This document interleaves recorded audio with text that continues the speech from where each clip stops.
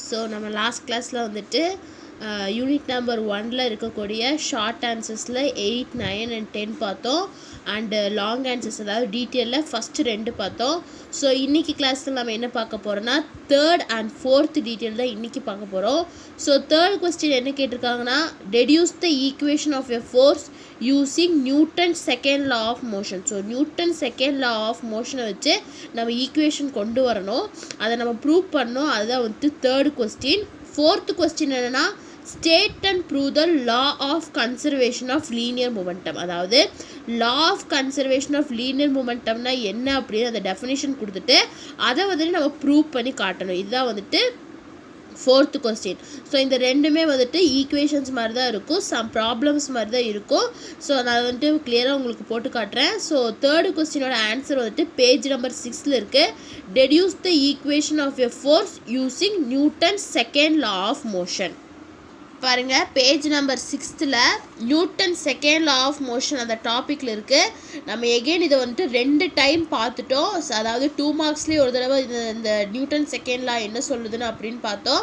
அதே மாதிரி second time வந்துட்டு நம்ம டீட்டெயிலில் வந்துட்டு நியூட்டன்ஸ் லா ஆஃப் மோஷன் சொல்லிட்டு 3 லா கேட்டிருந்தாங்க, அப்போது இதை பார்த்தோம். ஸோ இந்த டீட்டெயிலுக்கு வந்துட்டு இந்த ஆன்சர் இங்கே ஸ்டார்ட் ஆகி இது வரைக்கும் நம்ம வந்துட்டு ப்ரூவ் பண்ணி காட்டணும். ஸோ இது வரைக்கும் அதோட ஆன்சர் இருக்குது. ஃபஸ்ட்டு நம்ம என்னென்னா, நியூட்டன் செகண்ட் லா ஆஃப் மோஷனில் என்ன சொல்கிறாங்க அப்படின்னு சொல்லிட்டு ஃபஸ்ட்டு நம்ம எழுதணும். நான் ஒரு தடவை சொல்லிடுறேன். அக்கார்டிங் டு திஸ் லா, அதாவது Newton second law of motion படி, the force acting on a body is directly proportional to the rate of change of linear momentum of the body and change in momentum takes place in the direction of force. அதாவது இந்த லாவில் என்ன சொல்கிறாங்கன்னா, அதாவது ஒரு பாடியில் act பண்ணக்கூடிய force வந்து எதுக்கு டைரெக்டாக இருக்கும்னா, அங்கே இருக்கக்கூடிய லீனியர் மொமெண்டத்துக்கு டைரெக்டாக இருக்கும். Change in momentum takes place in the direction of force. அதாவது இது ஒரு பாடியில் ஆக்ட் பண்ணக்கூடிய ஃபோர்ஸ் வந்து எதுக்கு டைரெக்டாக இருக்கும், அந்த பாடியில் சேஞ்ச் ஆகக்கூடிய லீனியர் மொமெண்டத்துக்கு டைரெக்டாக இருக்கும். ஸோ அப்படி சேஞ்ச் ஆகிற லீனியர் மொமெண்டம் வந்துட்டு எந்த டைரக்ஷனில் இருக்கும், ஃபோர்ஸ் வந்துட்டு எந்த டைரக்ஷனில் இருக்கோ அந்த டைரக்ஷனில் தான் இருக்குன்னு சொல்கிறாங்க. இதுதான் வந்துட்டு நியூட்டன் செகண்ட் லா ஆஃப் மோஷனில் இதை தான் ஸ்டேட் பண்ணுறாங்க. இது ஆல்ரெடி நம்ம 2 டைம்ஸ் பார்த்துட்டோம், பட் இருந்தாலும் நான் வந்து எகெயின் எக்ஸ்பிளைன் பண்ணுறேன். நெக்ஸ்ட் இதை வந்துட்டு நம்ம ப்ரூவ் பண்ணோம். ஸோ ப்ரூவ் பண்ணுறதுக்கு இங்கே ஒரு ப்ரூஃப் கொடுத்துருக்காங்க. நான் இங்கே ஸ்ட்ரைக் அவுட் பண்ணியிருக்க லைன்ஸ் எல்லாம் வேண்டாம். ஸோ இதில் என்ன கொடுத்துருக்காங்க ப்ரூஃபில் அப்படின்னா, let m be the mass of ஒரு மூவிங் பாடி. ஒரு மூவிங் பாடி, எந்த ஒரு மூவிங் பாடி எடுத்துக்கிறோம் அதோட மாஸ் என்ன, எம்னு எடுத்துக்கிறோம்.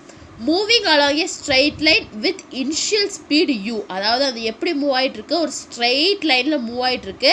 அதோட ஸ்டார்டிங் ஸ்பீடு அதாவது இனிஷியல் ஸ்பீடு என்ன, u. After a time interval of t, அதாவது சில டைம் இன்டர்வல், ஒரு டைம் இன்டர்வல், அதாவது அந்த டைம் இன்டர்வல் வந்து நம்ம டீன்னு எடுத்துக்கிறோம். அந்த இனிஷியல் ஸ்பீடு வெலாசிட்டி ரெண்டுமே ஒன்று தான்.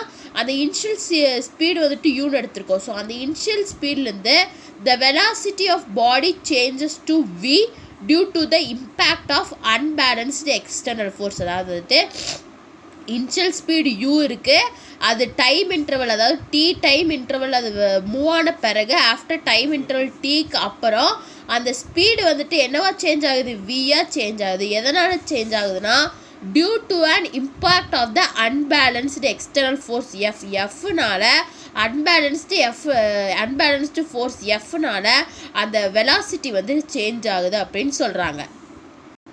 நான் வந்துட்டு கிளியராக உங்களுக்கு போட்டு காமிக்கிறதுக்காக நான் நோட்டில் போட்டிருக்கேன். புக்கில் சொன்னால் ஸ்டெப்ஸ் உங்களுக்கு புரியாது அப்படிங்கிறதுனால நான் நோட்டில் போட்டிருக்கேன். ஃபஸ்ட்டு என்ன பார்த்தோம், ஒரு பாடி வந்துட்டு மூவிங் பாடி வந்துட்டு போகுது, அதோட மாஸ் என்னென்னு பார்த்தோம், எம்னு பார்த்தோம். அதோட இனிஷியல் ஸ்பீட் என்னென்னு பார்த்தோம், u அப்படின்னு பார்த்தோம். டைம் இன்டர்வல் டீன்னு பார்த்தோம். அதே மாதிரி அது என்ன வெலாசிட்டி சேஞ்ச் ஆகுது, v அப்படின்னு பார்த்தோம். ஸோ அதில் இப்போ ஃபஸ்ட் நம்ம என்ன எடுத்துக்க போகிறோன்னா, இனிஷியல் மொமெண்டம் ஆஃப் பாடியோட இனிஷியல் மொமெண்டம் அதுதான் வந்துட்டு PI. அதாவது இனிஷியல் மொமெண்டம் ஆஃப் பாடி என்ன, mu, அதாவது மாஸ் இன்ட்டு ஸ்பீடு mu. அதுக்கப்புறம் final momentum of the body அதாவது PF, ஃபைனல் மொமெண்டம்னு சொல்லி குறிக்கிறதுனால ஃபைனல் மொமெண்டம் ஆஃப் பாடி என்ன, மாஸ் இன்ட்டு சேஞ்ச் ஆன ஸ்பீடு அதாவது v, அதான் m into v. Change in momentum delta p, அதோட ஃபார்முலா என்னென்னா PF, அதாவது final momentum of the body minus initial momentum of the body. அதான் வந்துட்டு ஃபார்முலா. அப்போ delta P is equal to PF minus PI. அப்போ delta P என்ன, பிஎஃபோடது இது என்ன வேல்யூ என்ன, எம்வி. எம்வி மைனஸ் பிஐயோடது எம்யூ. இதை வந்துட்டு நம்ம ஈக்குவேஷன் 1 எடுத்துக்கிறோம். ஒன்றும் இல்லை, ஃபஸ்ட்டு இனிஷியல் மொமெண்டத்தை ஆஃப் பாடியை வந்து நம்ம என்ன எடுத்துக்கிறோம், PI. Initial moment of body என்ன, எம் இன்ட்டு யூ. அதை தான் நம்ம இங்கே போட்டிருக்கோம். Next final momentum of the body PF எடுத்துக்கிறோம். அதோட வேல்யூ என்ன, M into V. Next change in மொமெண்டம்னா delta P is equal to final momentum of the body minus initial momentum of the body, that is MV minus MU. அதை நம்ம equation 1 எடுத்துக்கிறோம். By Newton second law of motion. So நியூட்டன்ஸோட second law படி force is directly proportional to rate of change of linear momentum. நம்ம டெஃபினிஷனில் பார்த்தோம்ல, அதில் act பண்ணக்கூடிய force எதுக்கு டைரக்டாக proportional, rate of change of மொமெண்டத்துக்கு ப்ரொபோஷனல். அப்போ ஈக்குவேஷன் 1 என்ன ஆகும், F is directly proportional to change in momentum. நமக்கு என்ன கிடச்சிருக்கு, எம்வி மைனஸ் எம்யூ பை அந்த டைம் இன்டர்வல் என்ன, டீயை வந்து நான் இங்கே ஆட் பண்ணியிருக்கேன். அதான் சொல்கிறேன், எஃப் இஸ் டைரக்ட்லி ப்ரொபோஷனல் டு எம்வி minus mu by t. Next என்ன ஆகுதுன்னா, எஃப் இஸ் ஈக்குவல் டு இந்த ப்ரொபோஷனல் டைரக்ட்லி ப்ரொபோஷனல் அந்த சிம்பிளை எடுத்துகிட்டு நம்ம ஈக்குவல் போடும்போது அங்கே கான்ஸ்டன்ட் கே வந்து நம்ம ஆட் பண்ணுவோம். ஸோ அப்போ என்ன ஆகுது, F is equal to K into MV minus mu by t. So இந்த கே நெக்ஸ்ட் ஸ்டெப்பில் என்ன ஆகுதுன்னா, இந்த ரெண்டு எம் காமனாக இருக்குது, அதனால் நம்ம அந்த எம்மை வெளியே எடுத்துடுறோம். அப்போ என்ன ஆகுனா, F is equal to k m into we minus you by t. இதை நம்ம ஈக்குவேஷன் 2 எடுத்துக்கலாம். கே வந்துட்டு ப்ரொபோஷனாலிட்டி கான்ஸ்டன்ட்டுங்கிறனால அதோட வேல்யூ என்ன, 1. அப்போ 1ஓட வேல்யூ அங்கே 1 போட்டாலும் ஒன்று தான், போடலாட்டி ஒன்று தான். ஸோ அந்த கேவை வந்துட்டு நம்ம நெக்ஸ்ட் ஸ்டெப்பில் எடுத்துடுறோம். ஸோ அதனால் ஈக்குவேஷன் 2 என்ன ஆகுது, F is equal to M into we minus you by டின்னு ஆயிடுது. ஸோ அசல்ரேஷனோட ஃபார்முலா என்ன, change in velocity change in velocity by டைமா. ஸோ வி மைனஸ் யூ, அதாவது வந்துட்டு சேஞ்ச் ஆகக்கூடிய இனிஷியல் ஸ்பீட்லேருந்து இது வந்துட்டு இந்த வி வந்துட்டு சேஞ்ச் ஆகிருக்கு. யூ தான் இனிஷியல் ஸ்பீட்னு பார்த்தோம், இது ஆஃப்டர் டைம் இன்டர்வல் டீக்கு அப்புறம் இது சேஞ்ச் ஆகிருக்கு. அப்போ V minus you by D. அப்போ acceleration A is equal to V minus you by D. அப்போ ஈக்குவேஷன் 3 என்ன ஆகும், வி மைனஸ் யூ பை டிக்கு பதிலாக நம்ம என்ன எழுதலாம், ஏன்னு எழுதலாம். அப்போ எம் இன்ட்டு ஏ, அப்போ மாஸ் இன்ட்டு அசல்ரேஷன். அப்போ force is equal to mass into acceleration. அது வந்துட்டு ப்ரூவ் ஆயிடுச்சு. F is equal to M into A. நான் எகெயின் சொல்கிறேன், ஒரு பாடி வந்துட்டு மூவ் ஆகிட்டுருக்கு, அதோட மாஸ் என்ன, M. Initial speed starting speed என்ன, யூன்னு எடுத்திருக்கோம். டைம் இன்டர்வல் டி, கொஞ்சம் டைமுக்கு அப்புறம் அதோட ஸ்பீடு வந்துட்டு மாறுது, அதுதான் வந்துட்டு வீன்னு எடுத்திருக்கோம். ஃபஸ்ட்டு இனிஷியல் மொமெண்டம் ஆஃப் பாடியோட இனிஷியல் மொமெண்டம், அதாவது பிஐ வந்துட்டு எம் இன்ட்டு யூ. அதே மாதிரி பாடியோட ஃபைனல் மொமெண்டம் வந்துட்டு PF is equal to MV. Change in momentum, அதாவது initial change in momentum delta P is equal, டெல்டாங்கிறது வந்துட்டு சேஞ்சை குறைக்கும். Momentum P is equal to final momentum of the body minus initial momentum of the body. அதான் வந்துட்டு நம்ம என்ன எடுத்திருக்கோம், எம்வி மைனஸ் எம்யூன்னு எடுத்திருக்கோம். இதுதான் equation 1. So Newton's second law of motion படி F force is directly proportional to rate of change in momentum. So equation 1 என்ன ஆகும், அப்போ F is directly proportional to change of momentum என்ன, எம்வி மைனஸ் எம்யூ. எத்தனை time interval டீயை வந்துட்டு நான் இங்கே ஆட் பண்ணியிருக்கேன். ஸோ இந்த டைரக்ட்லி ப்ரொபோஷனல் இந்த சிம்பிள் நம்ம எடுக்கும் போது ஈக்குவல் டு போடும்போது அங்கே ப்ரொபோஷனாலிட்டி கான்ஸ்டன்ட்டை வந்துட்டு நம்ம இன்ட்ரடியூஸ் பண்ணுறோம் கே. அப்போ F is equal to K into MV minus mu by D. அப்போ எஃப் இஸ் ஈக்குவல் டு இங்கே கே எம் ரெண்டுத்துலேயும் காமனாக இருக்குது, அதனால் நம்ம வெளியே எடுக்கிறோம். K into M into we minus you by டின்னு இருக்குது. இது ஈக்குவேஷன் 2 எடுத்துக்கிறோம். ஸோ கே வந்துட்டு ப்ரொபோஷனாலிட்டி கான்ஸ்டன்ட், அதோட வேல்யூ வந்துட்டு 1. அதனால் அங்கே சப்ஸ்டியூட் பண்ணும்போது என்ன ஆகும், F is equal to M into we minus you by D ஆகிடும். ஸோ சின்ஸ் அசல்ரேஷன் ஏவோட ஃபார்முலா என்ன, v minus you by D. அப்போ இந்த வி மைனஸ் யூ பை டிக்கு பதிலாக நம்ம ஏன்னு எழுதலாம். அப்போ equation 3 becomes F is equal to M into A, அதாவது மாஸ் இன்ட்டு அசல்ரேஷன் மாறிடுது. இதுதான் வந்துட்டு Newton second law of motion அந்த கொஸ்டினோட ஆன்சர். ஃபஸ்ட்டு வந்துட்டு நம்ம என்ன எழுதுகிறோம், ஃபஸ்ட்டு வந்துட்டு அதோட டெஃபினிஷன், செகண்ட் லாவில் வந்துட்டு என்ன சொல்கிறாங்கன்னு எழுதுகிறோம். அதுக்கப்புறம் இந்த டெரிவேஷனை அப்படியே நம்ம போடுறோம். ஃபஸ்ட்டு வந்துட்டு நீங்கள் வேர்டிங்ஸில் எழுதிக்கணும்.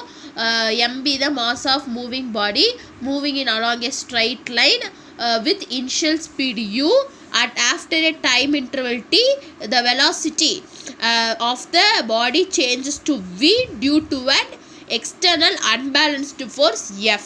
அதுக்கப்புறம் இந்த டெரிவேஷன் அப்படியே நீங்கள் போட்டு வந்தீங்கன்னா இந்த ஆன்சர் வந்துட்டு முடிஞ்சிடும், இந்த கொஸ்டினோட ஆன்சர். ஸோ இதான் வந்துட்டு அந்த கொஸ்டினோட ஆன்சர். ஸோ உங்களுக்கு ஏதாச்சும் டவுட் இருந்தால் நீங்கள் கேளுங்க, இல்லாட்டி கமெண்ட் பண்ணுங்கள், நான் கிளியர் பண்ணுறேன். நெக்ஸ்ட்டு 4th கொஸ்டின் பாருங்கள். State and prove the law of conservation of linear momentum. So law of conservation of linear மொமெண்டம்னா என்னன்னு சொல்லி ஸ்டேட் பண்ணிவிட்டு அதை நம்ம வந்துட்டு ப்ரூவ் பண்ணணும். அதுதான் வந்துட்டு 4th கொஸ்டின். ஸோ இதோட ஆன்சர் வந்துட்டு பேஜ் நம்பர் 7 and 8 இருக்குது. பாருங்கள், principle of conservation of linear momentum அந்த டாபிக் பேஜ் நம்பர் 7ல் அங்கே ஸ்டார்ட் ஆகி நெக்ஸ்ட் பேஜில் முடியுது. பாருங்கள், ஃபஸ்ட் இதோட ஸ்டேட்மெண்ட் நம்ம எழுதணும். There is no change in linear momentum of a system of a body as long as no net external force acts on them. அதாவது ஒரு பாடியில் வந்துட்டு அந்த லீனியர் மொமெண்டம் சேஞ்ச் ஆகாது எப்போ வரைக்கும்னா நெட் எக்ஸ்டர்னல் ஃபோர்ஸ், அதாவது வெளியிருந்து வரக்கூடிய எக்ஸ்டர்னல் ஃபோர்ஸ் வந்துட்டு அந்த பாடியில் ஆக்ட் பண்ணுற வரைக்கும் அந்த பாடியில் லீனியர் மொமெண்டம் வந்துட்டு சேஞ்ச் ஆகாது. இதுதான் வந்துட்டு கன்சர்வேஷன் ஆஃப் லீனியர் மொமெண்டம்னு சொல்கிறோம். There is no change in the linear momentum of the system of body. எந்த விதமான சேஞ்சும் ஒரு பாடியில் இருக்கக்கூடிய அந்த லீனியர் மொமெண்டத்தில் இருக்காது. எப்போ வரைக்கும்னா as long as no net external force act on them. அதாவது நெட் எக்ஸ்டர்னல் ஃபோர்ஸ் வந்துட்டு அதில் வந்துட்டு ஆக்ட் பண்ணுற வரைக்கும் அந்த லீனியர் மொமெண்டத்தில் எந்த விதமான சேஞ்சும் இருக்காது. அப்படிங்கிறத வந்துட்டு கன்சர்வேஷன் ஆஃப் லீனியர் மொமெண்டம்னு சொல்கிறோம். இதை நெக்ஸ்ட் வந்து நம்ம ப்ரூவ் பண்ணோம். இது அந்த ப்ரூஃப் வந்துட்டு நெக்ஸ்ட் பேஜில் இருக்குது. பாருங்கள், நெக்ஸ்ட் பேஜில் let's prove the law of conservation of linear momentum with the help of illustration. So இந்த இல்லஸ்ட்ரேஷனை வச்சு தான் நம்ம ப்ரூவ் பண்ண போகிறோம். இந்த இல்லஸ்ட்ரேஷன் என்னன்னு சொல்லி இங்கே எக்ஸ்பிளைன் பண்ணியிருக்காங்க. நான் ஃபஸ்ட்டு இதை எக்ஸ்பிளைன் பண்ணுறேன், அதுக்கப்புறம் இந்த டெரிவேஷன் எப்படி வந்துச்சுன்னு நம்ம பார்ப்போம். ஸோ ஃபஸ்ட்டு ப்ரூஃப் என்னென்னா, let two bodies A and B having masses m1 and m2 move with initial velocity u1 and u2 in a straight line. அதாவது ரெண்டு பாடிஸ், அதாவது A and B. ஸோ இந்த ரெண்டு பாடிஸோட மாசஸ் என்னென்னா m1 and m2. பாருங்கள், இதுதான் ரெண்டு பாடி, இதோட மாசஸ் என்ன m1 and m2.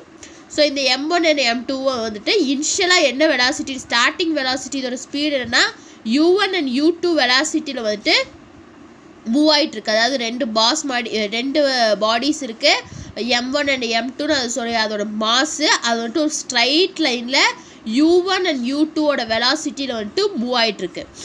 let the velocity of the first body be higher than the second body, that is u1 is greater than u2. அதாவது வந்துட்டு இந்த ரெண்டு பாடி இருக்குல்ல, ரெண்டு பாடி வந்துட்டு வெலாசிட்டி, அதாவது u1 and u2 வெலாசிட்டியில் மூவ் ஆகிட்டுருக்கு. அந்த ரெண்டு வெலாசிட்டியில் எது ஹையராக இருக்குன்னா ஃபஸ்ட்டு பாடி, அதாவது u1 அந்த ஃபஸ்ட்டு பாடியோட வெலாசிட்டி வந்துட்டு செகண்ட் பாடியோட வெலாசிட்டி வந்துட்டு வெலாசிட்டியை விட ஹையாக இருக்குது. அதான் சொல்லியிருக்காங்க u1 is greater than u2 அப்படின்னு சொல்லியிருக்காங்க. during a time interval of time t seconds. So இந்த டைம் இன்டர்வல் t செகண்ட்ஸில் வந்து they tend to have collision. ஒன்னோட ஒன்று வந்துட்டு மோதும் போது after the impact both of them move along the straight line with a velocity v1 and v2 respectively. So ரெண்டும் மோதிக்கிட்ட அப்புறம் அதோட வெலாசிட்டி என்ன ஆயிடுது, v1 and v2வா சேஞ்ச் ஆயிடுது. ஸோ அதான் சொல்லியிருக்காங்க. அதாவது ரெண்டு பாடி வந்துட்டு ஒரு ஸ்ட்ரைட் லைனில் மூவ் ஆகிட்டுருக்கு. ஸோ அந்த ரெண்டு ஏ பாடியோட மாஸ் வந்துட்டு m1, பியோடது வந்துட்டு m2, அதோட இனிஷியல் வெலாசிட்டி ஏவோடது u1, பியோடது u2. அந்த ரெண்டு வெலாசிட்டிலையும் வந்துட்டு u1 வந்து u2வை விட கிரேட்டராக இருக்குது. t செகண்ட்ஸ், அதாவது டைம் இன்டர்வல் t செகண்ட்ஸ்க்கு அப்புறம் ரெண்டு பாடியும் ஒட்டுக்கா மோதினதுக்கு அப்புறம் மறுபடியும் அது ஸ்ட்ரைட் லைனில் ட்ராவல் பண்ணுது. பட் அதோட வெலாசிட்டி வந்துட்டு u1 u2லேருந்து v1 v2க்கு சேஞ்ச் ஆயிடுது அப்படின்னு சொல்கிறாங்க. ஸோ அதுக்கப்புறம் என்ன ஆகுதுன்னா, force on body b due to a. So body பியோட ஃபோர்ஸ் என்ன அப்படின்னா f A is equal to force on body B due to A. Force on body B due to A என்னன்னா force act பண்ண, அதாவது A அந்த A பாடியில் இருக்கக்கூடிய force என்னன்னா m2, அதாவது mass into acceleration தானே. அப்போ mass m2 into v2 change in velocity by minus initial velocity வந்து u2 divided by t.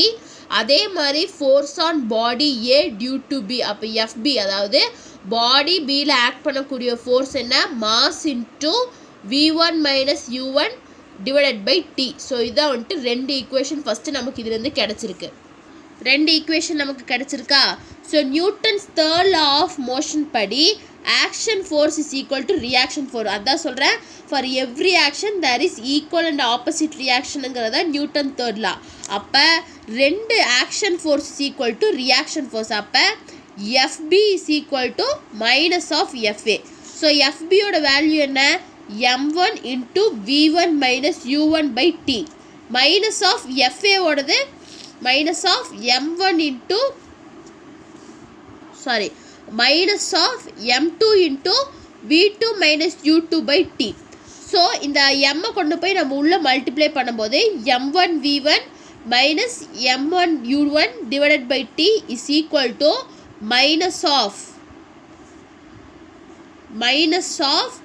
m2 v2 minus m2 u2. So minus அப்படியே தான் இருக்குது. நான் ஃபஸ்ட்டு நீங்கள் மைனஸ் பண்ணலை, மைனஸ் சிம்பிள் ரெண்டுலேயும் இருக்குது.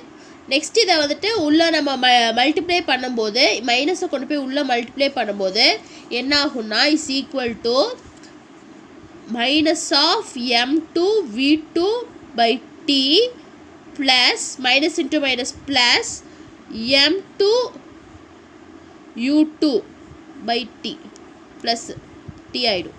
ஓகேவா, அதாவது ஃபஸ்ட்டு நம்ம உள்ள மல்டிப்ளை பண்ணுறோம், m1 v1 minus m1 u1 by t is equal to minus of m2 v2 plus m2 u2 by t.